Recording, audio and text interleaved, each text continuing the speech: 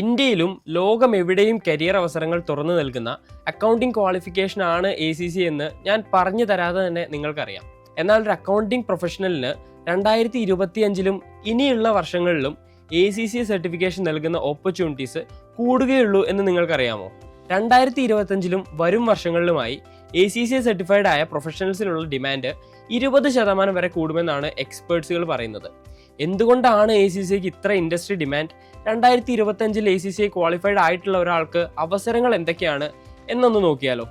117 വർഷങ്ങൾക്ക് മുൻപ് ലണ്ടൻ ആസ്ഥാനമായി സ്ഥാപിതമായ association of chartered certified accountants എന്ന ലീഡിംഗ് അക്കൗണ്ടിംഗ് ബോഡിയാണ് ACCA നടത്തുന്നത്.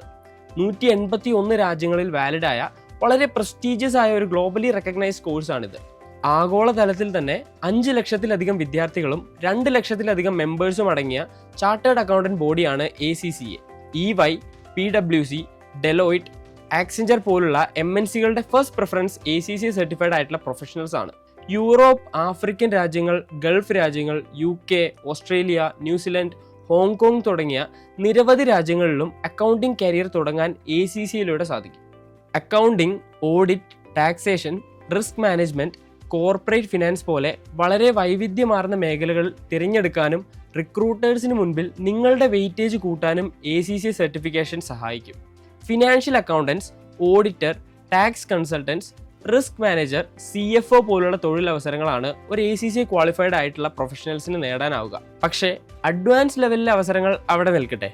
എൻട്രി ലെവലിൽ ലഭിക്കാവുന്ന ജോലി സാധ്യതകളെക്കുറിച്ച് ഒന്ന് ഡീറ്റെയിൽ ആയി പറയാം. ഒരു കമ്പനിയുടെ financial accountant, audit associate, tax associate തുടങ്ങിയ റോളുകളിലേക്കും മാനേജ്മെന്റ് അക്കൗണ്ടിംഗ് മേഖലകളിലെ മാനേജ്മെന്റ് അക്കൗണ്ടൻസ് ആയും ബിസിനസ് അനലിസ്റ്റ്, കോസ്റ്റ് അക്കൗണ്ടന്റ് പോലുള്ള റോളുകളിലേക്കും അതുപോലെ തന്നെ ബാങ്കിംഗ് ആൻഡ് ഫിനാൻസ് മേഖലയിലെ ക്രെഡിറ്റ് അനലിസ്റ്റ്, റിസ്ക് അനലിസ്റ്റ് റോളുകളിലേക്കും ACCA ക്വാളിഫൈഡ് ആയിട്ടുള്ള ഒരു പ്രൊഫഷണൽസിനെയാണ് ഹയർ ചെയ്യുന്നത്.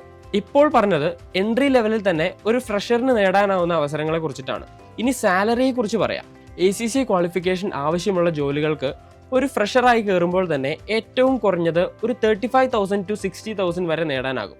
ഇത് ഇന്ത്യയിൽ നേടാവുന്ന ഒരു ആവറേജ് പാക്കേജ് ആണ്.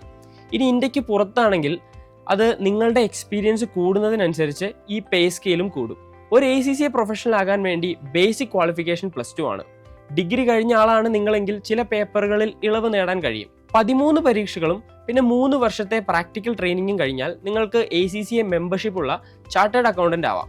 3 സ്റ്റേജുകളായാണ് എക്സാംസ് ഉള്ളത്. Applied knowledge, applied skills module and strategic professional module.